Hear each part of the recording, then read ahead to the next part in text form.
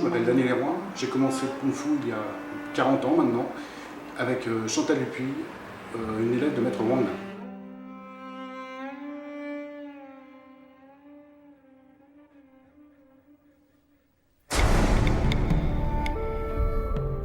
Pourquoi le Kung Fu? Au début, je faisais du foot, et je trouvais qu'on était 11 à courir. Il y en avait 11 qui ne couraient pas assez vite, enfin 10 qui ne couraient pas assez vite. Donc j'ai été voir un cours de judo, de karaté, de Kung Fu, et je suis tombé dans le Kung Fu et j'en suis pas sorti. Et j'en suis encore prisonnier. J'ai 8 titres de champion de France, 4 titres de Coupe de France, 2 titres de vice-champion d'Europe, un titre de Coupe d'Europe, un titre de Coupe du Monde. Et de là, ceux qui sont les plus grands pour moi, c'est le premier titre de champion de France, quand on a 15 ans ou 16 ans, et Coupe d'Europe, parce que c'était un fait marquant qu'on attendait depuis longtemps avec mes amis pour avoir une vraie compétition internationale, et bien sûr Coupe du Monde, parce que j'ai pris le bateau juste à Taïwan et je me suis cru dans l'opération Marron.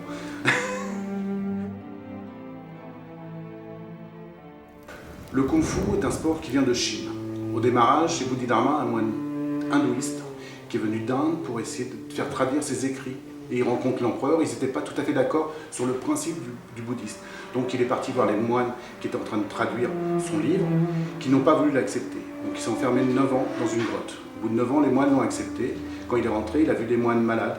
Donc il leur a appris 18 mouvements à peu près pour pouvoir être en forme et pouvoir méditer.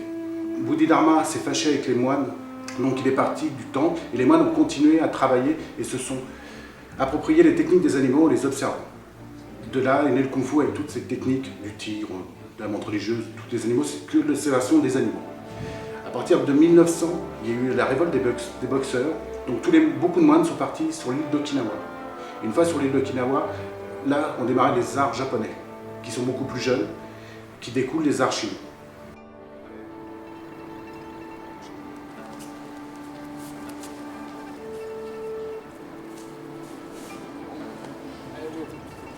Allez, on commence à courir, tranquillement.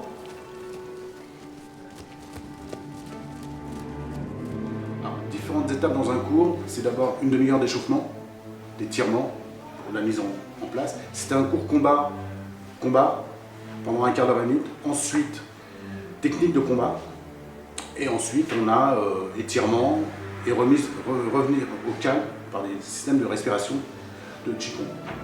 Si c'est un cours technique, ça sera échauffement, étude du Tao, des Tipekong, comme on a vu au début, des lignes de technique pour apprendre à travers les autres. C'est pour ça que je vais faire des Tipekong, parce que j'aime bien l'idée. On ne comprend pas une technique, mais on la voit à travers l'autre. On se dit, ah mais il le fait mal, mais on ne se voit pas soi-même. Donc c'est pour ça que c'est intéressant. Et après la technique des Tao ou des Shinas, ça sera dans la partie technique, parce que j'ai deux cours distincts. Un combat qui sont basés plus sur la compétition, où j'ai des compétiteurs et non compétiteurs. Tout le monde a le droit de s'amuser et se faire plaisir.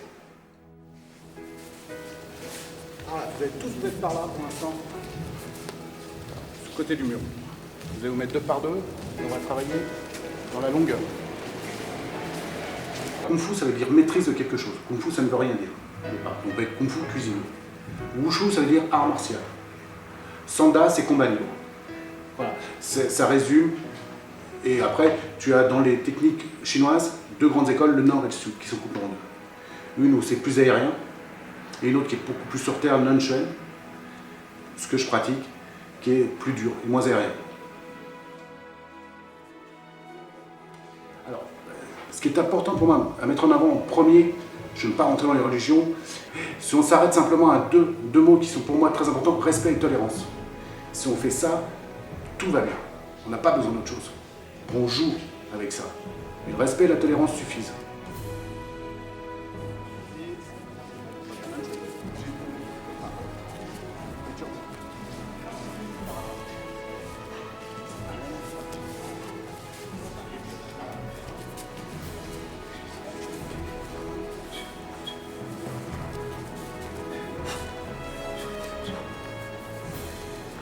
Les qualités nécessaires, la volonté.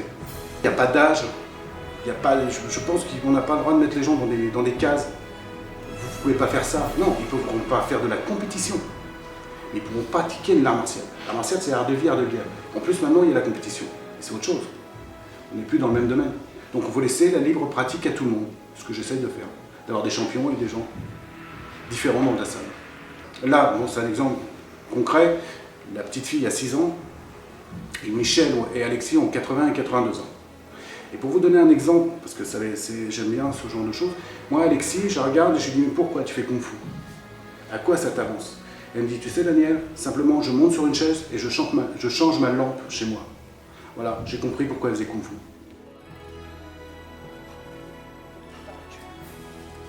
Ouais, continue. Ouais, super.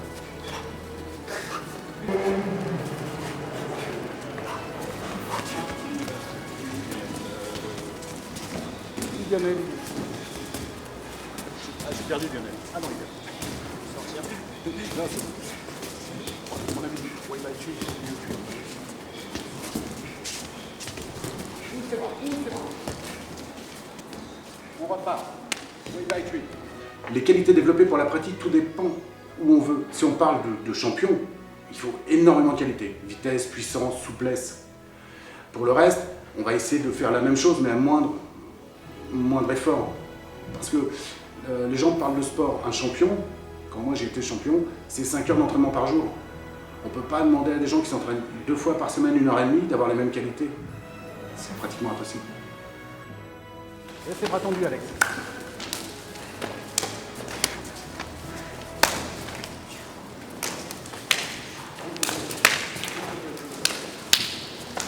Voilà, c'est ça celui-là. Alors, vous n'énervez pas parce qu'il y a une caméra. Non, non, pas toi. Tous. Je regarde tout le monde. Tu es le premier, mais je regarde tout le monde. D'accord? Donc faites attention, vous travaillez. Allez, au boulot. La fréquence idéale de la pratique, surtout dans notre société, en plus parisienne, 2 fois par semaine c'est bien, 3 fois, les gens ont de moins en moins de temps à pouvoir se libérer. Le mieux, on va dire, ce serait tous les jours. Mais c'est que les gens qui font du haut niveau, qui travaillent tous les jours. Ou il y a des gens qui s'entraînent à la salle et qui s'entraînent chez eux. C'est un bon principe.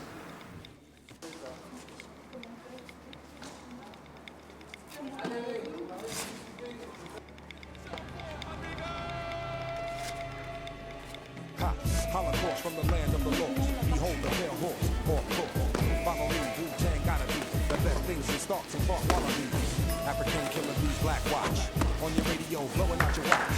From Park Hill, the house on Hornet Hill. Every time you walk by, your back get a chill. Let's build, we want to talk about skill. I spit like a semi-automatic to the grill.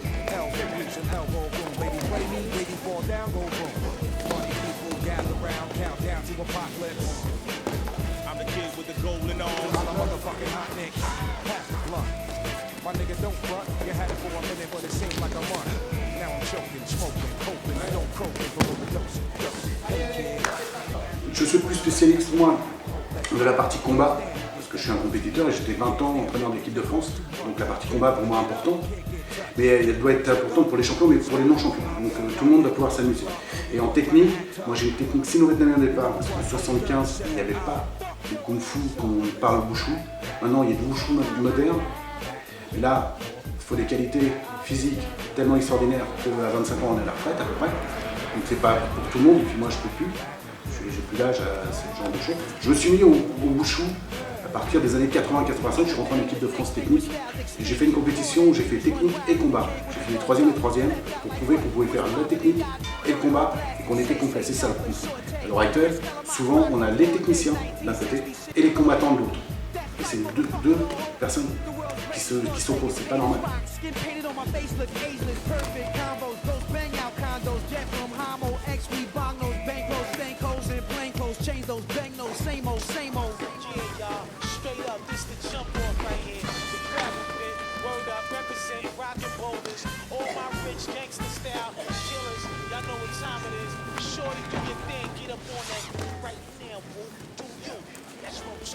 On est reparti, on prend un partenaire, on se salue, on est reparti. Tu respireras plus tard, Marielle, c'est pas grave. Ça va, Pierre, c'est pas grave. Chaque école a ses grades. Moi, dans mon école, j'ai décidé que c'était rouge avec des barrettes. De là, ceinture noire. Les ceintures noires, elles sont faites par les fédérations. Donc on a passé devant une commission. Moi je les emmène, je les entraîne et après ils vont passer devant une commission. Et je vais rajouter que ceinture noire, voilà, c'est un CAP simplement. C'est-à-dire qu'à partir de ceinture noire, on commence à travailler. On the go, check the flow, singing Woo don't rock shit. Stop quick, hold the gossip, stop sweating my pockets. I hear the hot shit. Dans le troisième tour, changer de partenaire. Je vois pas assez de balayage, d'arrachage, je vois toujours pas. Donc sinon on va faire qu'un thème. Pour progresser, c'est toujours la même chose. Ça dépend du travail que tu vas donner. La plupart des gens pensent qu'ils viennent faire un cours de Kung Fu, surtout on va parler des enfants, ils viennent faire un cours de Kung Fu ou 2 par semaine. Ils ne s'entraînent pas chez eux. Ils reviennent, ils ne savent pas. Donc on peut prendre 10 ans.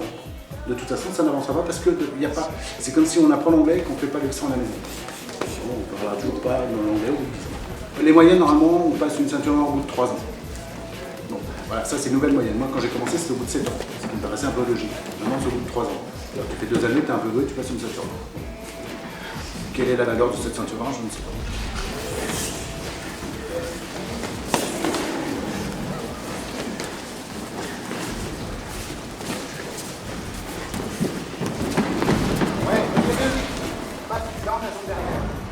Alors, c'est pratique, c'est très simple. Je pense qu'elle m'a apporté énormément de choses. D'une, d'être un champion, d'avoir voyagé dans le monde entier. J'aurais jamais dû être là. Ça m'a aidé dans mon enfance, dans des difficultés. Ça m'a aidé à rencontrer les gens et à les voir. J'étais quelqu'un de speed, un peu nerveux, ça m'a canalisé. Allez, salut. Allez voir si vous avez faim, on va faire des ateliers. Un côté enchaînement et arrachage, de l'autre côté on va faire des paos. D'accord? Pas de dos. C'est bon pour vous? Je vous amène les paos. Merci pour moi. Non, non, technique de combat. Aujourd'hui, pendant que vous étiez là, on a essayé de montrer un maximum de choses. Et donc là, vous aviez des ateliers où il y avait du sanda et de la technique. Parce que le sanda est un sport assez complet que j'aime beaucoup. Parce qu'il y a frappe à la tête avec les gants, frappe avec les jambes. On n'a pas le droit aux genoux ou aux coudes, mais on a le droit aux arrachages. Et c'est surtout sur une plateforme sans corde. Donc il n'y a pas aucune technique pour pouvoir reculer. Il faut toujours être dans le combat. C'est assez complet que j'aime assez ça. Il n'y a pas de... Il y a une partie où c'était des frappes au pao, pour travailler la puissance, la rapidité. Une autre partie où c'était pour travailler la technique de combat, en enchaînant les pieds et les poings, la liaison. Une autre partie où vous aviez des gens qui travaillaient la technique du Tao, des formes, combat imaginaire. Une technique où il y avait des techniques où il y avait du sabre, sud, nord, du bâton du nord, et quelques personnes qui faisaient des chinas en même temps. Et à la fin, nous avons fait du qigong pour redescendre le rythme cardiaque. Que les gens puissent rentrer en plénitude après une séance d'1 heure et demie où ils sont tapés dessus.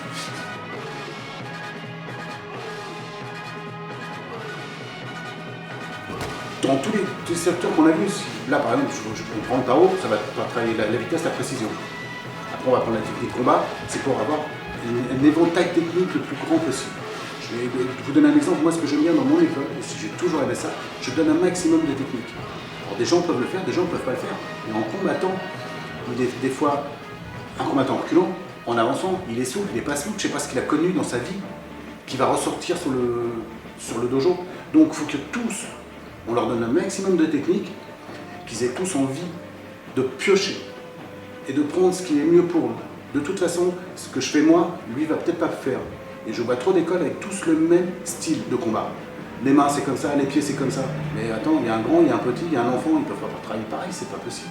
Ils n'ont pas la même mentalité. Non.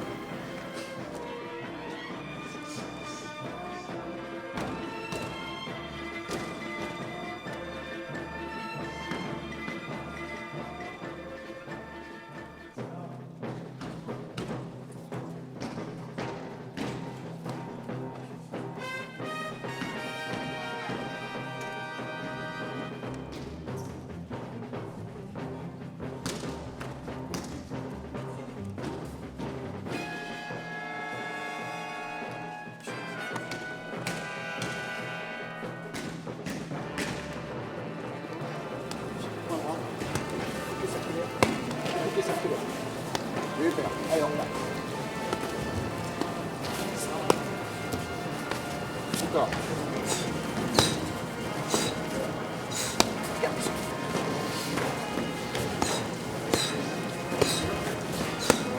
Allez. Non, pas. T'es trompé. Là, on recommence.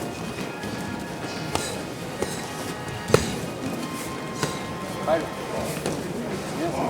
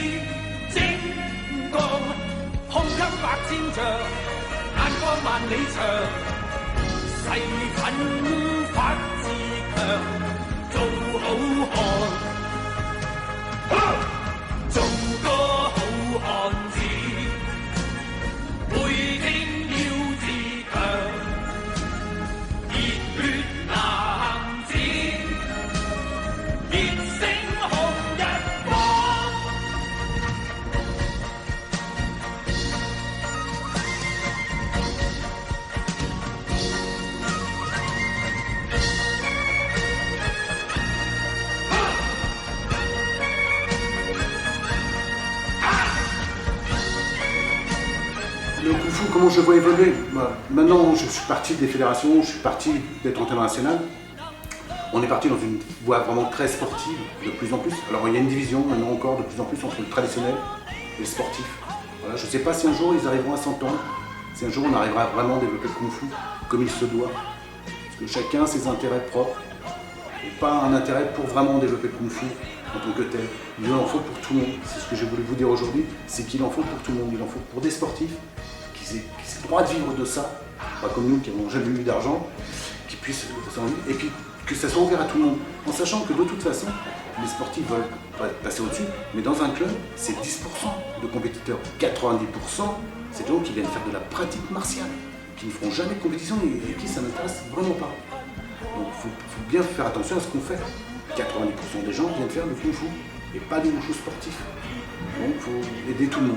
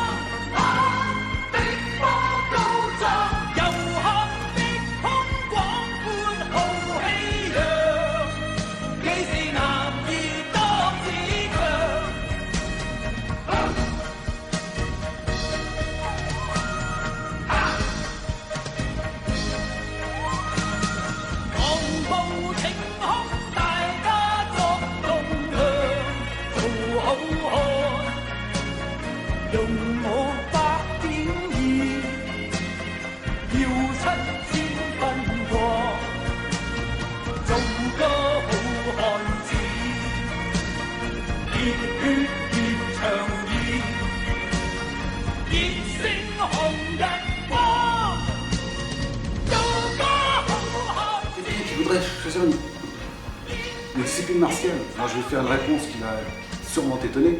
Je ne dirais pas forcément Kung Fu, ni boxe thaï, ni karaté, qui trouve le professeur qui va l'aider à se développer. C'est pas l'art qui va développer, c'est le professeur. Si les deux sont liés, il va s'épanouir.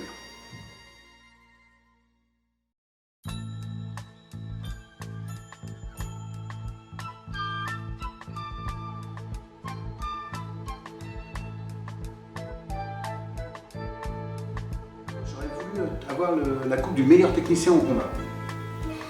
Alors non, je l'ai pas eu, ou les jours où je faisais des compétitions, il ne donnait pas le jour-là, mais je pensais que le plus stylé. Bon. Et j'ai fait une compétition avec un de mes élèves, qui est le fils à Georges, qui est au Liban, qui est maintenant président de la fédération libanaise. Et on a fait une compétition il y a 3 ans, 2 ans. Et il a eu la coupe du meilleur technicien. Donc j'ai dit c'est cool, ça y est, je l'ai enfin récupéré. Par rapport à ma carrière de compétiteur, j'ai un regret. De ne pas avoir fait les Jeux Olympiques. J'aurais rêvé de faire les Jeux Olympiques, j'aurais adoré ça.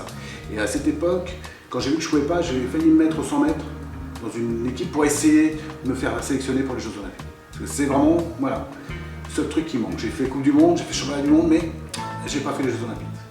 Et je crois que pour un sportif, c'est le summum. Et j'adore, j'ai tellement, l'équipe de France m'a tellement apporté, ça m'a tellement apporté, que voilà, je ne peux pas, je suis obligé, quand les gens ne respectent pas le maillot ou le survêtement, voilà, ça me rend un peu hystérique.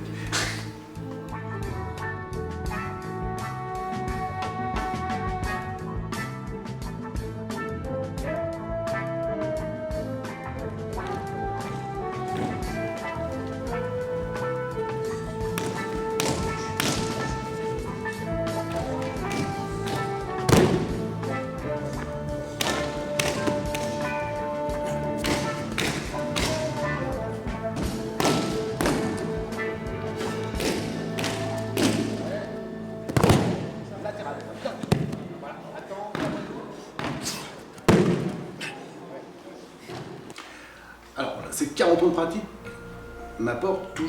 m'ont apporté et m'apportent toujours énormément de sagesse et de prendre les difficultés de la vie avec la plus grande philosophie. C'est pour ça que je me suis lancé à vouloir le faire et écrire dans un bouquin mon expérience personnelle. Ce livre s'appelle Les clés du possible, pour donner l'envie aux gens de se battre. Parce que je vois trop de gens à l'heure actuelle dire « on me doit ». On ne doit rien à personne.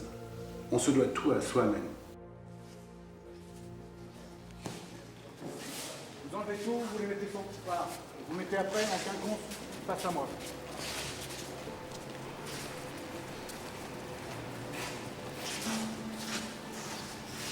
Vous asseyez au sol. Alors, prenez les mains ici. Prenez les bras. Vous asseyez. On expire.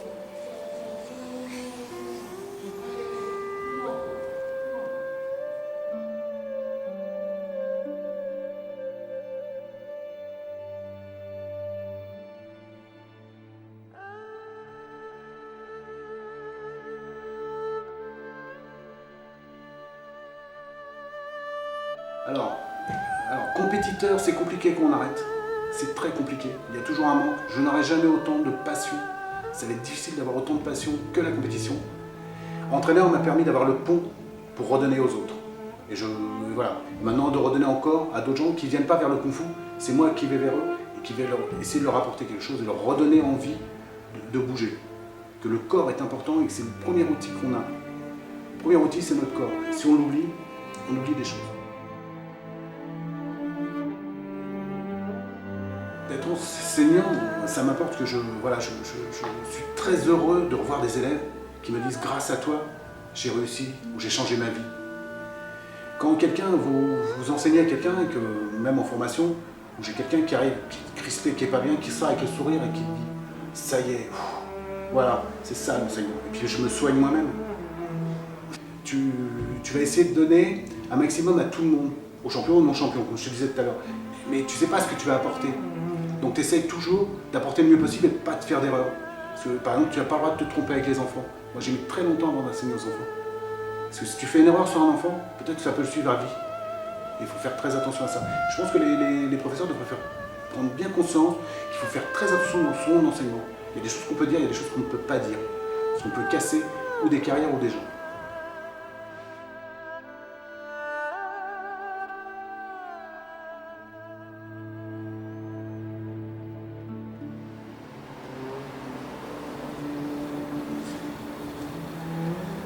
Serrez les pieds et fermez les yeux.